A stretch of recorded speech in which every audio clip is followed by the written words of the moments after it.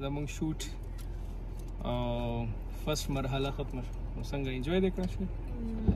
ټیک اوکې د کانټې ډېر زر به دا اوټ کېږي دا ملګرو د سایکو ارباب کم واقع چې مخې ته راغلی ده په هغې کې کم شکوک و شبهات چې دي هغه هم رو په رو سیوا کېږي.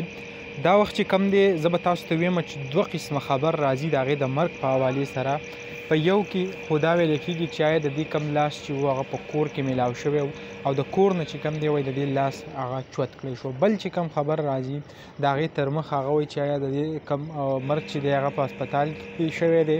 نو دلته چې کم دی ډېر زیات خلک هغه شکمن شوي دي چې آیا د دې مرګ په هسپتال کې یا په کور کې شوی دی او دا چې کم دی د خانداني کومه ذرایع چې د هغې مطابق وایي چې د دې مرګ هغه په هسپتال کې شوی دی. بل طرف ته پولیس چې کم دی د هغو مطابق هغه وایي چې د دې کم مرګ چې دی هغه په کور کې واقع شوی دی او د کور نه د دې کم لاس چې دی هغه چوت کړی دی.